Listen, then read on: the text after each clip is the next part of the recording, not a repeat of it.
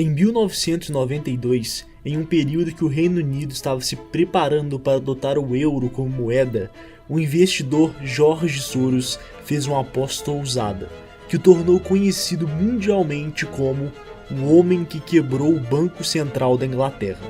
Soros ganhou 1 bilhão de libras de lucro e o Banco da Inglaterra sofreu uma perda estimada de 3,3 bilhões de libras, nesse dia que ficou conhecido como Quarta-feira Negra, e mudou os rumos da economia britânica para sempre. Mas como isso tudo aconteceu? É isso que vamos ver nesse vídeo.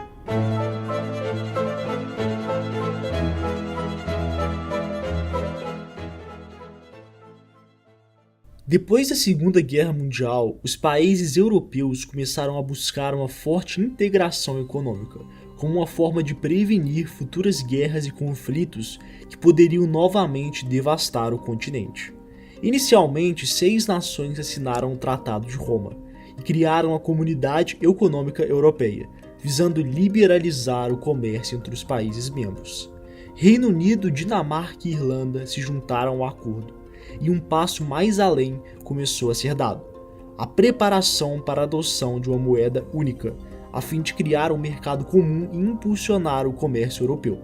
Dessa forma, com o objetivo de iniciar a unificação monetária dos países membros, foi implementado um sistema chamado de Mecanismo Europeu de Taxas de Câmbio, conhecido como ERM, onde todos os países membros tinham que igualar o valor de suas moedas ao marco da Alemanha, a economia mais forte e politicamente estável da Europa. Por exemplo, cerca de 3 marcos no mercado internacional deveriam ser iguais a 1 libra esterlina no caso do Reino Unido. E caso a moeda britânica começasse a se desvalorizar demais em relação ao marco e atingisse o limite estabelecido pelo sistema ERM, o Banco Central da Inglaterra deveria intervir e reverter essa situação, tendo 2 medidas possíveis para isso. A primeira, elevando a taxa de juros.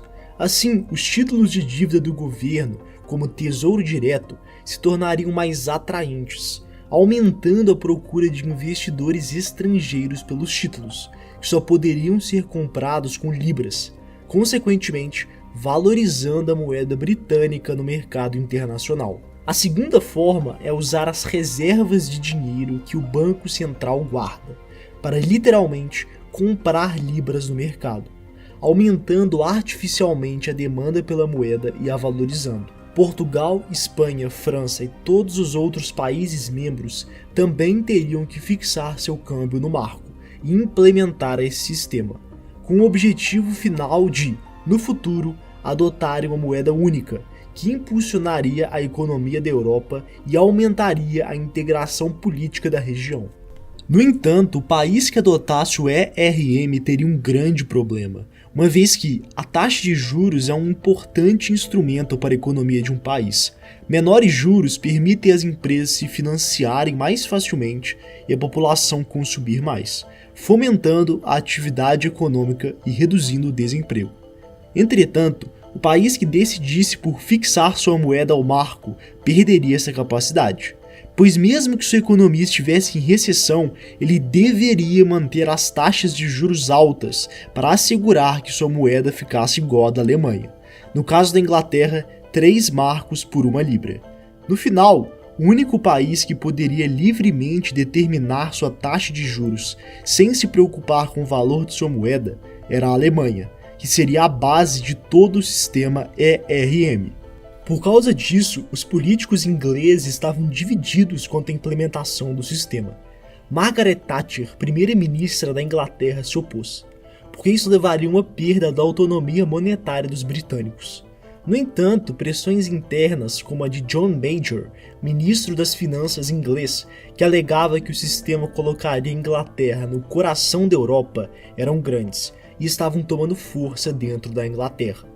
Nesse contexto, em 1990, com o crescimento do movimento pró-Europa, John Major se tornou primeiro-ministro inglês e finalmente levou o Reino Unido a implementar o ERM e, portanto, fixando a libra no marco.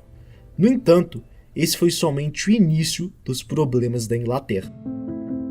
Nesse mesmo momento, a Alemanha Ocidental começava a se reunificar com a Alemanha Oriental, depois da queda do Muro de Berlim.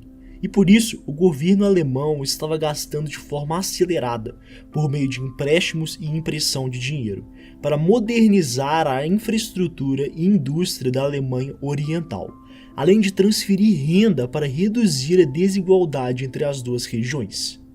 E essa elevação drástica do gasto público acabou por aumentar a inflação de sua moeda, o marco. Por isso, o Banco Central da Alemanha foi forçado a aumentar a taxa de juros, de 2,5% para 8,75%, uma vez que isso reduziria o consumo da população, aumentaria a atratividade dos títulos do governo, valorizando a moeda e, consequentemente, conteria a inflação. O grande problema é que isso era uma péssima notícia para os outros países membros da Comunidade Europeia, porque se investidores conseguem converter suas libras, francos ou liras em uma moeda muito mais estável e confiável, o marco da Alemanha, a um valor fixo que foi determinado pelo ERM, e as taxas de juros na Alemanha estão subindo, ou seja, seus títulos estão se tornando cada vez mais atrativos, os investidores somente iriam optar em ficar com as suas moedas de menor reputação do Reino Unido, França e Itália se eles também aumentassem suas taxas de juros. No entanto, esses países estavam passando por uma grande desaceleração econômica, e a Inglaterra, principalmente, estava no meio de uma forte recessão. Por isso, elevar os juros somente pioraria ainda mais a situação desses países. Se eles não tivessem entrado no ERM, à medida que os juros na Alemanha subissem, os investidores, atraídos pelos títulos do governo da Alemanha, começariam a vender suas libras, francos ou liras e comprariam marcos no mercado, levando uma desvalorização das moedas da Inglaterra, França e Itália. E isso seria bom, porque seus produtos se tornariam mais baratos para os consumidores da Alemanha e os produtos alemães caros na Europa, e assim as exportações desses países aumentariam. No entanto, como os membros da Comunidade Europeia haviam fixado suas moedas no marco, eles tinham que fazer de tudo para que suas moedas não se desvalorizassem, para cumprir com o sistema ERM, mesmo que isso significasse prejudicar a própria economia. O ministro das Finanças inglês, Dorman Lamont, disse que faria o que fosse necessário para que a libra não se desvalorizasse. Dessa forma, cada vez que a libra caía, o Banco Central inglês gastava suas reservas de dinheiro comprando mais libras no mercado, a fim de aumentar artificialmente a demanda e evitar uma queda. Dessa forma, cada vez que a libra caía, o Banco Central inglês gastava suas reservas de dinheiro comprando mais libras no mercado. Foi aí que George Soros, investidor e fundador de um dos maiores fundos de investimento da Inglaterra, viu uma oportunidade única. Soros percebeu que a Inglaterra estava no limite e não conseguiria evitar a desvalorização de sua moeda por muito tempo, porque a economia do país estava em recessão e, portanto, seria muito prejudicial aumentar a taxa de juros. E as reservas do Banco Central uma hora acabariam se houvesse uma desvalorização muito grande. A moeda inglesa só precisava de um catalisador para levar a uma queda generalizada de seu valor, e Soros sabia disso. Com isso, seu plano era pegar emprestado com bancos o máximo de dinheiro em libras que conseguisse, e logo depois as venderia no mercado internacional em troca de marcos, de modo a forçar uma queda tão grande da moeda britânica que o Banco Central inglês não conseguiria conter. E depois que a moeda colapsasse, Soros trocaria seus marcos por libras, usando o dinheiro para pagar o empréstimo e lucrando em cima da diferença. Em setembro de 1992, George Soros havia tomado 10 bilhões de libras em empréstimos e começou a vender esse dinheiro em troca de marcos no mercado internacional. Dessa forma, à medida que ele começou a vender, mais especuladores se juntaram a ele e passaram a vender também, provocando uma queda abrupta na moeda britânica.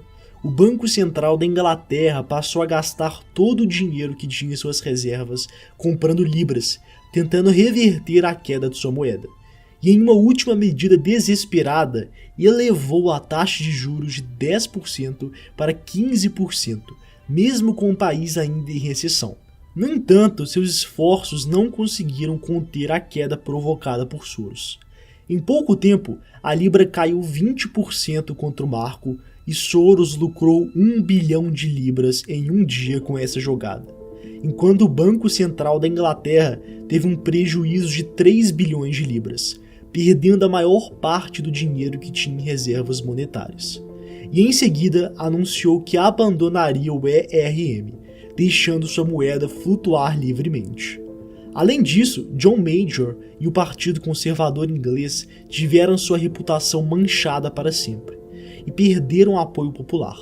Esse dia ficou conhecido como Quarta-feira Negra e marcou para sempre a história britânica.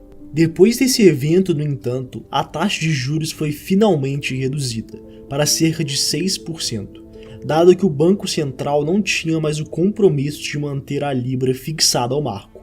A desvalorização de sua moeda favoreceu as exportações britânicas e o país começou lentamente a se recuperar economicamente. Depois desse caos na Inglaterra, os britânicos conseguiram voltar a crescer.